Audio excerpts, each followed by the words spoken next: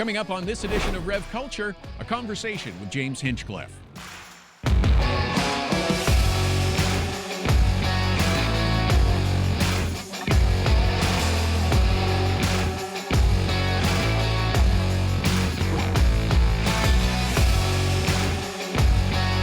Thanks for joining me on this edition of Rev Culture. I'm Todd Lewis. Coming up on the program, the Canadian Motorsports Academy launched to help young people further their careers in motorsports. President and CEO Alastair Taylor will join me to discuss the program.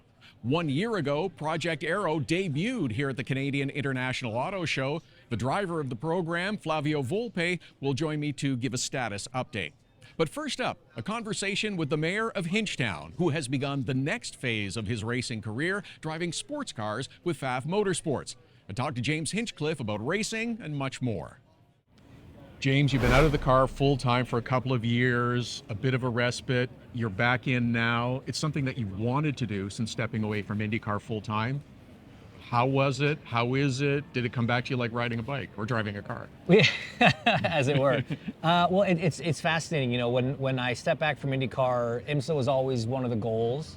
But honestly, I really wanted to do it with Pfaff. That was the first conversation that I had in the IMSA paddock, and it was a program we tried to put together for 2 years. And for a variety of different reasons, it didn't come together at that time. And I was kind of at that point where I needed to make a decision of, okay, well, do I want to still drive and have to accept going somewhere else, or do I just call it a day and stick to, my new day job? But, I wasn't quite done, and I had made one call to one other team, and then as soon as that happened, things changed here, and the deal was able to get done. So third time's a charm, we made it happen. And I was so excited to get back into a team, be back on the track, and I knew I was excited for it. I knew I was going to enjoy it. I've always enjoyed driving. I'm always going to enjoy driving. But man, I felt better than I thought. It was so nice being part of it again. And like riding a bike, yes and no.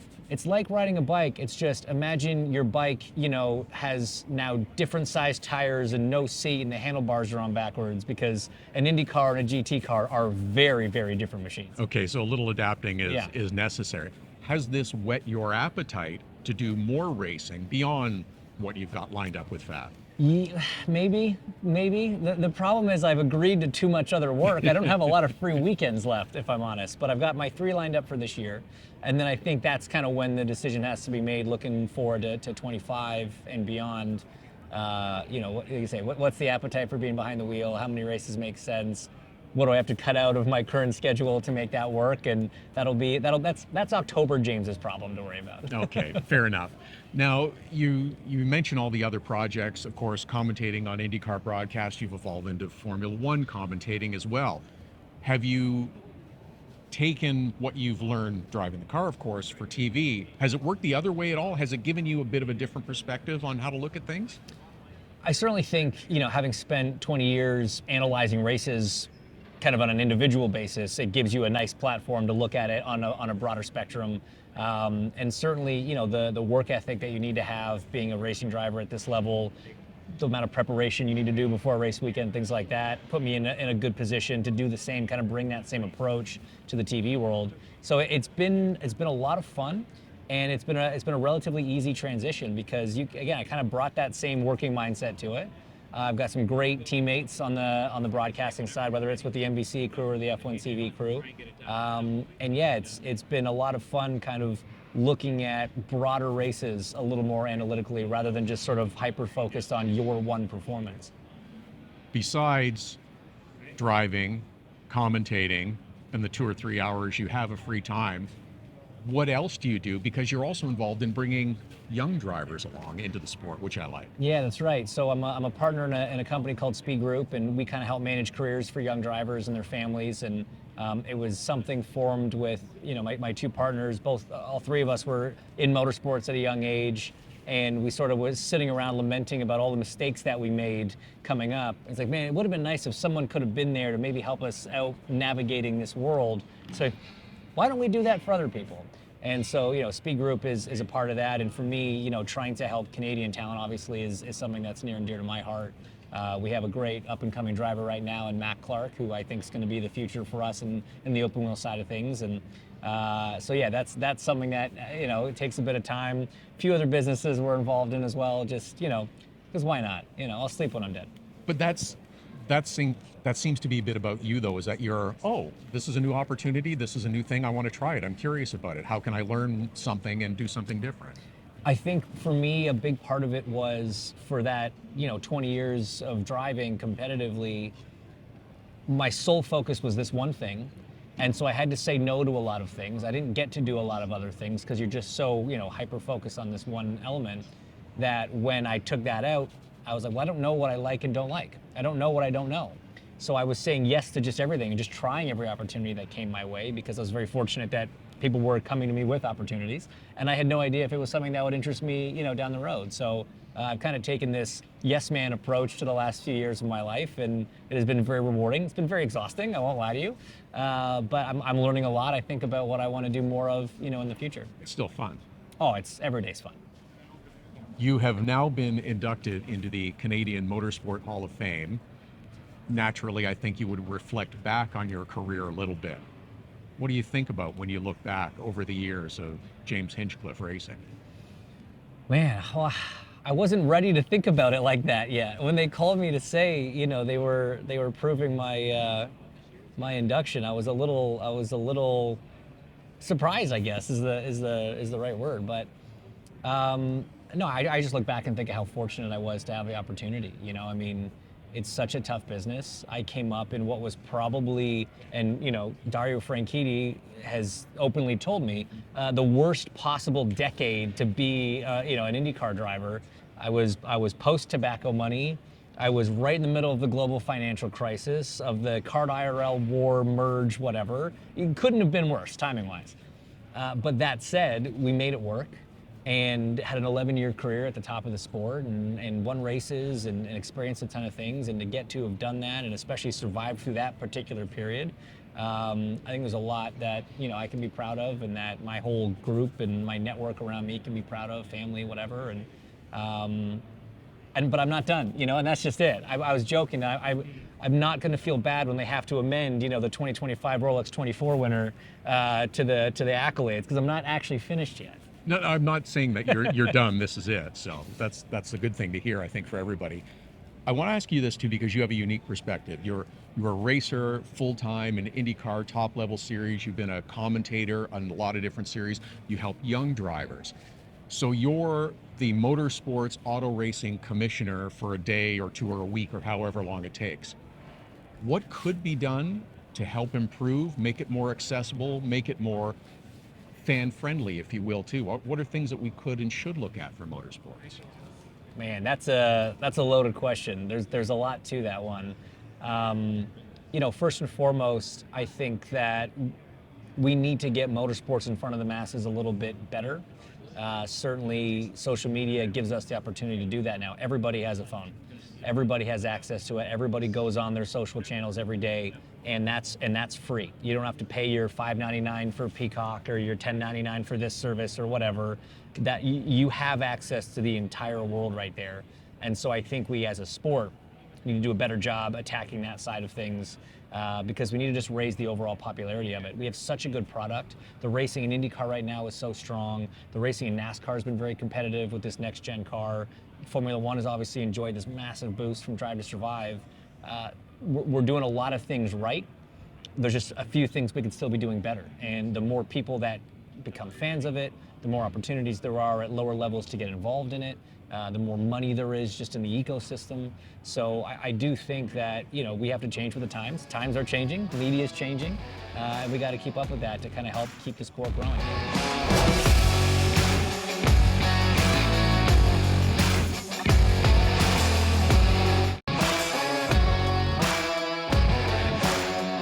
One year ago, Flavio Volpe, you introduced us to Project Aero, the first all-Canadian zero-emission vehicle. Tell us what you've been up to for the last year. Well, this car's gone around the world. Some North American locations, and then places like Dubai, Tokyo, Seoul, to take these Canadian technologies, these suppliers that have given us things like the textile computing and the and level 3 autonomous drive and advanced material sciences and say, okay, Toyota, Kia, Mercedes, Tesla, you can source what you need from Canada and from these companies. And it's been, in the old days, you would have put bumper stickers on the back on where you've been. We would have filled the whole back. So where are you going now? You've already launched Project Aero 2.0. Yeah. So Project Aero 2.0. So what happened here, I think, is that we let the genie out of the bottle. It was so much bigger, so much more interest in what Canadian capabilities are, both from the technological point of view, but then, around the world, we're having this conversation about ally shoring and where you should be picking your supplies up from. This is kind of blown up. And in that blow up, we said 534 companies bid to be on it, 244 qualified, through the technical and financial due diligence, the ticket supply for a 2025 model year, but we built one car with 58. What if we went back out there and built several cars? And so we're looking at a Project Aero 2.0. We launched the RFP. We're asking suppliers who want to be involved to demonstrate commercially ready technology and partners in that wider ecosystem, local distribution companies, energy companies that are doing virtual power plants, or research councils, or universities that are advancing some battery technologies or metallurgic technologies. Come together with us on this. We're looking for big P partners, not small P partners. We'll find the money. We'll set the path. We'll get it out there. We'll use all our network. But we want to show off the best technology that we have. So you're not about building a new car necessarily, but it's about supplying the parts for these new vehicles. So there's a way in which suppliers in this country need to cut through the din and to be able to talk to automakers around the world. What we thought was, let's build a car that functions. A fully working prototype designed to motor vehicle safety standards, so that when we go out there and we show this car off, none of it is filtered. You like the suspension dynamics, you like the rolling stock, you like the powertrain, you like any of the advanced technologies, they're available for you to put on your cars 2, 3, 4 model years out. They're available for you to partner with those companies like a Myant. That is, this car here, we said, why don't we take all of the technologies and see if we have a different orientation to tell a story? Vehicle as a caregiver. Yes, autonomous. Yes, Internet of Things. But what does that practically mean for a passenger or for a company? Well, if you have an acute emergency in a vehicle, do we have the technologies to diagnose that immediately, switch to auto drive, and connect with where you might get triaged? And so we use this car to help tell the stories of those companies, so that it's a shorter path to how do we get that on vehicles for everybody else? The governments are setting incredibly aggressive goals of getting rid of gas and diesel vehicles. Is this going to help that process? Is that a realistic goal to get there in 2035? Well, if the goal is 100%, it's not realistic. The actual number might be 35 to 40%, but that's a 10 times blow up in magnitude on volume. This car and the people that are on it, the companies that are on it, are designed to say, let's help you get to that 35 and 40. Not all of that is powertrain technology. Not all of that is energy technology. But everything on this car is designed with, hey, look, if it's going to be on a zero emission vehicle, I need lightweight, I need to cheat the wind, I need to cheat the energy draw. We've got a PV roof to help to draw some of the power off the accessories. And so this will be part of the Canadian narrative to get to that number, whatever it is. It's amazing. It sounds like you're almost learning things as you're building them to move to the next step as well. Yeah, what's unique about this project and why it's always been exciting, every day there's a new thing on it. It's that we're not, this isn't an auto startup where I've got a pen and we said, I want to make something that looks like this. We've invited everybody in the automotive space that are absolute experts in advancing those technologies in Canada and said, if I give you a platform and I borrow your brains, I can learn along the way. So I sound like I tell a really good story, but the better stories are of the companies that are on this, that have achieved incremental contracts because of it, and how I think the world's slightly talking differently about Canadian automotive. It's one thing to be able to say, here's a report that says we're number one in X, or here's a PowerPoint, here's a rendering. But when I bring something like this to you for a supplier show at an OEM, it's powerful.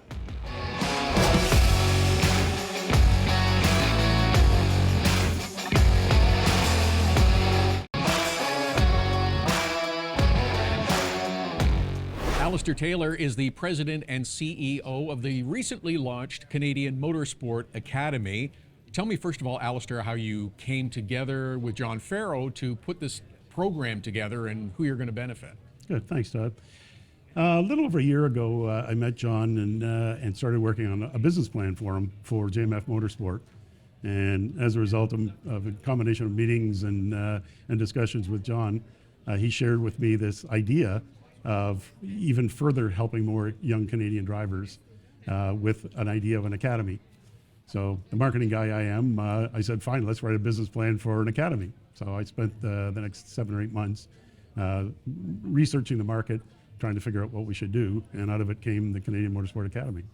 Just launched, and you mentioned drivers, but the program is designed to help much more than just the drivers of the cars. Yeah, there are ultimately there'll be 3 categories within the program. There'll be a junior category, which is age 8 to 15, a senior category, which is 16 to 20. And then in year 2, we're also launching a program with universities and colleges to offer field placement opportunities for anyone interested in potentially a career in motorsport, whether that's mechanic or engineer, hospitality, marketing, social media.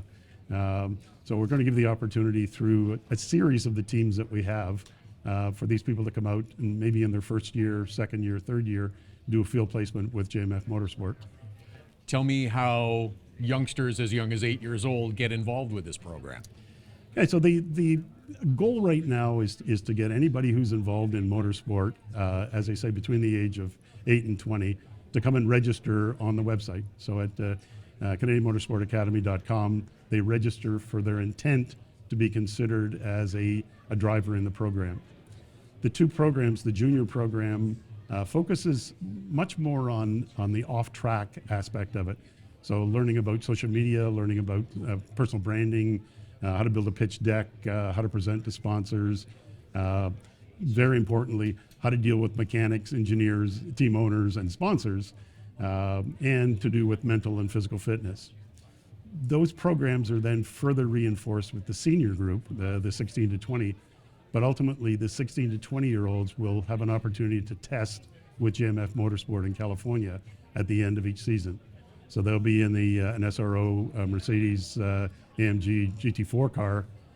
They could be in a Toyota GR86 car, or John might even let them play in his LMP3 car as well. But the idea being is that's kind of their graduation, is to get a real test with JMF Motorsport. Seems like you've really done your homework in the sense to bring youngsters in at an early age, give them some teaching. You have mentors that will work with them as well to help them move them through over the next number of years. Absolutely. So we've built quite a team of recognized engineers, mechanics, marketing people. Danny Koch is the COO of JMF Motorsport, who's been around the sport, probably as long as I have. So we brought a great group of people together. But the idea ultimately is in Canada, one, to be able to produce more good talent, but produce the right kind of talent. Young drivers that not only fast on track, but are professional athletes that know how to deal with the press, that knew how to talk to sponsors, so that we land up with drivers that people say, he's a really nice guy, or she's a wonderful young lady to represent Canada. That's really what we're looking for.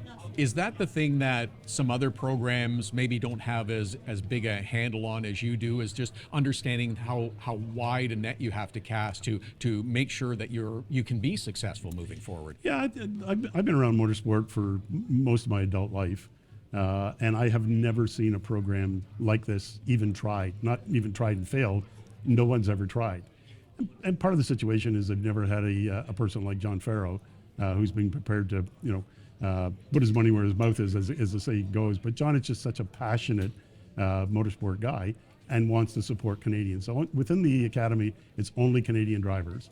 But as I said, they could come out of karting, they could come out of NASCAR, they could come out of snowmobile racing, they could come out of just about anything, but have a passion to make a living in motorsport. So you apply to be part of the program. What's the review and judging process, and how does it move through? So when you apply on the website, that's just an indication that you're interested. The selection committee now then would take a selected group of drivers, and they're contacted and asked to produce a vlog. about why I should be considered as a, and it's just part of the, how are they on camera? How comfortable are they? Once the selection committee reviews the second application in their blog, then they're invited, the select group are invited then to do a Zoom call with the selection committee. And from that, each year we'll probably in each of the two categories have 8 to 10 drivers. So it's going to be a fairly select group of individuals. So there's no cost for the drivers to apply. There's no monetary value to it. They don't get sponsored. This is just a way to try and help young drivers become better young drivers, and hopefully, more Formula One and IndyCar drivers. And with the way talent has come out of Canada, it just seems like this is a natural just to keep assisting that process moving forward. Absolutely, absolutely. Over the years, I've seen so many young drivers that, have had the talent. Back in the day, I was teammates with Scott Goodyear, and if Mackenzie Finance hadn't come along, I'm not sure Scotty would have made it. But that's a shame in Canada that we have drivers of huge talent that don't make it because they don't have the opportunity, they don't have the support, they don't have the financial resources, and that's something we should be avoiding. If we can, make them better drivers and make them better professional athletes and help them move along, then hopefully the result is we've got more, talented professionals. And that will wrap up this edition of Rev Culture. Don't forget you can catch up on past episodes by going to the Rev TV website, and please make sure you follow our social channels to get the latest updates. I'm Todd Lewis. Thanks for watching.